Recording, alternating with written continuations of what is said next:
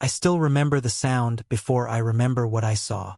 It wasn't an explosion or anything dramatic, just the wind, rushing across the hill behind my house in a way it never had before, like someone had opened a door that had been closed for generations. That's the moment I knew something was wrong. By the time I reached the top of the ridge, I wasn't hoping to be surprised anymore. I was just hoping I was wrong. I wasn't. The old stone wall that had stood there longer than I'd been alive was gone. Not damaged, not partly knocked over. Gone. Hundreds of stones were scattered across the grass. Tire tracks carved through the earth like someone had deliberately erased a sentence from a family history book. Standing there, I didn't even feel angry at first. I just felt empty. You know that strange feeling when something you've seen every single day suddenly disappears, and your brain refuses to believe your eyes? That was me. My name's Ethan Brooks, and my family has owned that hillside outside Ashford Ridge for almost 90 years. My grandfather, Walter Brooks, built that wall with his own hands. Every stone came from the property itself. He'd spend all day farming, then stack rocks until sunset because he believed fences weren't just boundaries. They were promises. My father used to tell me, "A good wall doesn't keep neighbors out. It reminds everybody where respect begins." I didn't understand that as a kid. Standing there that morning, I finally did. As I was trying to make sense of the mess, I heard diesel engines humming across the valley. I looked up and saw what had replaced my family's history. Tower cranes stretched into the sky. Excavators crawled over the hillside like giant insects. Half a dozen unfinished luxury homes were already taking shape. At the entrance stood a giant billboard that read, "Summit Crest Estates, where modern living meets timeless nature." I actually laughed, not because it was funny, but because the irony was almost insulting. Timeless nature. Apparently after you bulldoze everything that made it timeless. A man wearing spotless work boots and a white hard hat started walking toward me with a clipboard tucked under his arm. He looked like he'd never carried anything heavier than paperwork. "Morning," he said with a practiced smile. "Looks like you're checking out the expansion." I stared at him for a second before pointing toward the pile of broken stone. "You mean that expansion?" His smile barely moved. The retaining structure was removed during terrain optimization. Terrain optimisation. That's the phrase he chose. Like my grandfather's work was nothing more than an inconvenient bump in a spreadsheet. "That wall belonged to my family," I said. He glanced down at his clipboard before answering. "According to our development map, it wasn't within your primary usage zone. Access was necessary for heavy equipment." I waited for the apology that never came. Instead, he added, "Everything was handled under project authorization." Funny how people hide behind words like authorization when they don't have respect. I looked back at the stones. Some of them still had patches of moss my dad used to joke were older than both of us combined. I remembered helping him repair sections after storms. We'd never rushed. Every rock had its place. Watching them scattered across the hillside felt like finding someone's family photo album thrown into a fire pit. The project manager must have mistaken my silence for acceptance because he nodded once and turned back toward the construction site. "If you have any concerns, you can contact the administrative office." Then he walked away without looking back. I didn't yell after him. I didn't threaten lawsuits or demand answers. Honestly, I think that confused him more than if I had. Sometimes the quietest people are the ones thinking the hardest. That evening, after the machines shut down and the valley finally became quiet again, I climbed back up the ridge. Without all the noise, I noticed something I hadn't paid attention to that morning. The road they'd carved through my family's land wasn't random. It curved around the hill before dropping toward a narrow service road that disappeared into the trees. I stood there for several minutes staring at that bend, feeling like I'd seen it somewhere before. Then it hit me. About 8 years earlier, I'd been sitting at my Uncle Mason's kitchen table looking through old property maps while he complained about developers buying land around the county. He tapped one narrow strip with his finger and said something I'd completely forgotten until that moment. "They only have temporary access through here, Ethan. Temporary means borrowed, not owned. Never let anybody convince you otherwise." I whispered that word out loud as the sun disappeared behind the ridge. Temporary. Somehow, it suddenly felt a whole lot more important than terrain optimization. I went home that night with a strange feeling I couldn't quite explain. It wasn't revenge. It wasn't anger anymore. It was curiosity. And sometimes curiosity turns out to be far more dangerous. If you think finding that old memory changed everything, wait until you see what was hiding inside a dusty filing cabinet that nobody had opened in years. I barely slept that night. Every time I closed my eyes, I kept seeing that curve in the road and hearing my Uncle Mason's voice saying the same word over and over again. Temporary. By sunrise, I wasn't pacing because I was angry anymore. I was pacing because I needed to know if my memory was playing tricks on me or if I just stumbled onto something the developers had completely overlooked. Behind my house sat an old equipment shed that had slowly turned into my family's unofficial archive. It smelled like motor oil, cedar, and old paper. The kind of smell that somehow reminds you of every older relative you've ever had. My father never threw documents away. Tax records, survey maps, handwritten notes, receipts from tractors we hadn't owned in 20 years. If it had anything to do with the property, he kept it. Growing up, I used to tease him about it. He'd grin and say, "One day you'll thank me for being stubborn." Turns out he was right. I spent almost 3 hours opening dusty folders before I found a thick envelope stamped with the county seal. Inside was a right-of-way agreement dated nearly 12 years earlier. Temporary construction access granted across a narrow section of Brooks property for excavation vehicles. My heartbeat sped up as I kept reading. Then I found the sentence that mattered more than everything else on those pages. The agreement was fully revocable by the landowner with written notice. I leaned back in the old wooden chair and just sat there staring at the paper. I wasn't smiling. I wasn't celebrating. I was realizing that the biggest construction project this county had ever seen was balancing itself on a piece of paper they apparently hadn't bothered to read in years. Funny thing about confidence. Sometimes it's just ignorance wearing expensive boots. Before I did anything else, I drove over to Uncle Mason's place. He was out back fixing a fence post when I pulled into the driveway. Without saying a word, I handed him the document. He adjusted his glasses, read the first page, then slowly looked up at me. "Well," he muttered, "looks like somebody got comfortable." I asked him the question that had been bouncing around inside my head all morning. "If I revoke this, can they still use that road?" Mason shook his head. "Not legally. Even with a project this big?" He laughed, wiping dirt off his hands. "Especially with a project this big. The bigger the project, the more paperwork keeps it alive." We stood there quietly for a minute before he looked straight at me. "Don't do this because you're mad, Ethan. Do it because they crossed a line." That sentence settled something inside me. He was right. If this was only about revenge, I'd eventually regret it. But this wasn't about revenge anymore. It was about consequences. 2 days later, I drove into Ashford County and parked outside the administrative building. If you've ever been inside one of those places, you know the feeling. Fluorescent lights buzzing overhead, old coffee brewing somewhere down the hallway, people waiting patiently while life-changing decisions were made one stamp at a time. I took a number and waited nearly 40 minutes before a clerk finally waved me over.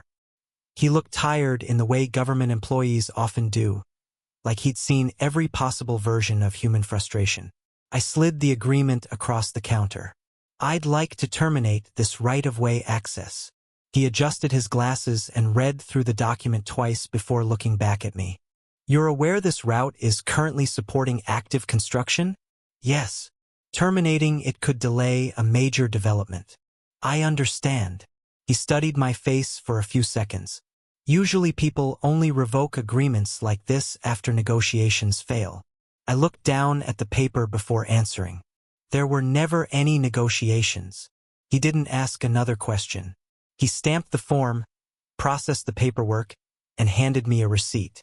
That was it. No dramatic music. No courtroom speech. Just ink drying on official paper. Sometimes the quietest moments create the loudest consequences. 3 business days later, everything changed. Monday morning arrived before sunrise. I was already awake, sitting on my porch with a cup of coffee, when I heard the familiar sound of diesel engines climbing the valley. One truck, then another, then another. I walked back up the ridge, following the same path I'd taken every day that week. This time, though, I already knew what I was going to find. Bright orange barricades blocked the narrow access road where it entered my property. County notices were attached to temporary fencing explaining that right-of-way authorization had been withdrawn. The first concrete truck rounded the bend and immediately slammed on its brakes. Behind it, another truck stopped. Then another. Within 15 minutes, nearly a dozen vehicles were backed up along the valley road. Drivers climbed out of their cabs looking confused, pointing toward the barricades and talking over one another. At first, nobody seemed worried. They assumed it was a mistake. Construction sites deal with small problems every day. This looked like another one. Then the site supervisors arrived. Radios started crackling nonstop. Phones came out. More pickup trucks rolled in carrying managers I'd never seen before. From the ridge above, I watched people running in every direction while absolutely nothing moved where it actually mattered. One supervisor finally spotted me standing on the hillside. He marched uphill much faster than the man who'd spoken to me a few days earlier. "Mr. Brooks?" he called out, trying to sound calm even though I could hear the frustration creeping into his voice. "Do you know why access has been closed?" I took another sip of coffee before answering. "I imagine your legal department does." His expression changed instantly. "You revoked the agreement?" I shrugged. Seems temporary finally meant temporary. He stared at me for a long second before lowering his voice. "You're shutting down a project worth hundreds of millions of dollars." I nodded toward the broken stones that were still lying where they'd been crushed. "You shut down 90 years of my family's history in about 15 minutes. For a moment, neither of us spoke. He wasn't angry anymore. He was calculating. People in his position don't waste time arguing when they realize the problem is bigger than they are. He turned around without another word and hurried back down the hill. By lunchtime, the entire construction site looked completely different. Cranes stood perfectly still against the sky. Workers gathered in small circles waiting for instructions that never came. Concrete deliveries were canceled because the trucks couldn't reach the foundation before the mix hardened. Hundreds of thousands of dollars were evaporating by the hour. By the second day, suppliers started calling the project office demanding new delivery schedules. By the third day, subcontractors were asking whether they should send their crews elsewhere. You could almost feel the pressure building from miles away. News travels fast in small counties, especially when money is involved. The local diner buzzed with rumors. Some people said there'd been an environmental violation. Others claimed the developers were being investigated. One old rancher laughed over breakfast and said, "Guess somebody forgot to ask permission." I smiled into my coffee but didn't say a word. Then, late Friday afternoon, just as the sun started dropping behind the hills, a black SUV slowly pulled into my driveway. It wasn't a construction truck this time. It wasn't another supervisor with a clipboard either. The man who stepped out wore a tailored suit instead of work boots, and unlike everyone else I'd spoken to so far, he didn't waste time pretending this was a misunderstanding. He closed the car door, looked directly at me and said, "Mr. Brooks, I believe it's time we had a conversation." The interesting part wasn't that he'd finally come. The interesting part was the expression on his face. The confidence I'd seen from their people all week was gone. For the first time since my family's wall had been destroyed, someone from Summit Crest Estates had arrived not to give orders, but to negotiate. The man introduced himself as Nathan Holloway, Executive Project Director for Summit Crest Estates. His handshake hung in the air for a second before I finally accepted it. Not because I wanted to make him uncomfortable, although I'm sure it did, but because I wanted him to understand something before either of us spoke another word. This conversation wasn't happening because I needed them. It was happening because they needed me. He glanced toward the ridge where the silent cranes stood against the evening sky and let out a slow breath. "Mr. Brooks, we've reviewed what happened with the stone wall." I folded my arms and waited. There were mistakes made during site expansion. Mistakes. Funny how the language changes when delays start costing money. A week earlier it had been terrain optimization. Now it was mistakes. Progress comes with a very flexible vocabulary. Nathan continued, "We're prepared to fully rebuild the wall and compensate you for the damage." I looked at him for a moment before quietly asking, "Rebuild it? Or replace it?" He hesitated. "I'm not sure I understand the difference." "You will." I started walking toward the ridge, and after a second he followed. When we reached the broken stones, I bent down and picked one up. The edges had been worn smooth by decades of rain. "My grandfather carried this uphill by hand," I said. "My dad reset it after a landslide when I was 12. Every stone here has a place because somebody in my family gave part of their life putting it there. If your crew stacks brand new rock from a landscaping supplier, that's not rebuilding. That's decorating." Nathan didn't interrupt. He just listened.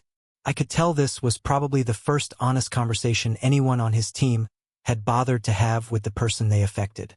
After a long silence, he nodded. "Tell me what you need." I already knew the answer because I'd spent the past week thinking about it. First, every original stone that can be recovered gets used again. Any restoration follows the original dry stone method. No concrete hiding underneath. If a section has to be rebuilt, it gets rebuilt the way my grandfather built it. He nodded immediately. Done. Second, that wall becomes a protected historical boundary in every future site plan. Nobody touches it again without my written approval. That one made him pause. He looked toward the construction site, probably imagining meetings with attorneys and planners, then looked back at me. "I believe we can make that happen." "And third," I said, looking him square in the eye, "if your company wants permanent access through my property, then let's stop pretending it's temporary. We write a permanent easement agreement with fair annual compensation and clear maintenance responsibilities. No assumptions. No shortcuts. Everything in writing." Nathan didn't answer right away. Instead, he looked down the valley where dozens of idle machines were still sitting exactly where they'd stopped days earlier. Finally, he smiled, not because he was happy, but because he understood the math. "That will cost us a great deal." I shrugged. So did tearing down my wall. For the first time since we'd met, he laughed. It wasn't forced. It wasn't sarcastic. It was the laugh of someone who finally realized he'd been playing the wrong game. "Fair enough," he said. We shook hands again, and this time it meant something. Within 2 months, the agreement was finalized. Skilled stonemasons worked alongside local craftsmen, carefully putting the wall back together one rock at a time. I'd stop by every afternoon after work, sometimes helping move stones, sometimes just watching. There was something strangely healing about seeing history rebuilt instead of forgotten. The company also funded a small historical marker describing the Brooks family's original settlement of the ridge. I never asked for that. Nathan said it was their idea. Maybe it was guilt. Maybe it was good public relations. Honestly, I didn't care. What mattered was that someone driving through that valley 50 years from now would know those stones weren't just landscaping. They were someone's story. Every now and then people ask me if I enjoyed shutting down a multimillion-dollar project. The truth usually disappoints them. I didn't enjoy it. Watching people lose time and money isn't nearly as satisfying as the internet likes to pretend. What satisfied me was something much simpler. They learned that respect costs a lot less than arrogance. If somebody from that company had knocked on my door before sending in the bulldozers, we'd probably have reached an agreement over coffee in less than an hour. Instead, they assumed ownership where they only had permission, and assumptions have a funny way of becoming expensive. The biggest lesson I took away from all of this wasn't really about property law. It was about paying attention. Most of us sign papers, file documents away, and forget they exist. We assume the boring parts of life never matter until suddenly they matter more than anything else. Rights, boundaries, agreements, they may not look exciting, but they're often the quiet foundation holding everything else together. And if you're the person making decisions that affect other people, never confuse silence with approval. Sometimes people stay quiet because they're thinking. Sometimes they're reading. Sometimes they're simply waiting until the right moment to remind you that respect is a two-way street. Every time I walk past that stone wall now, I run my hand across the same weathered rocks my grandfather once carried. The wall isn't perfect anymore. Neither am I. But maybe that's the point. Some things aren't valuable because they've never been broken. They're valuable because someone cared enough to put them back together the right way. So now I'd like to hear what you think. If you had been standing where I was, watching generations of your family's work crushed in a single morning, would you have revoked the access agreement? Or would you have tried to negotiate first?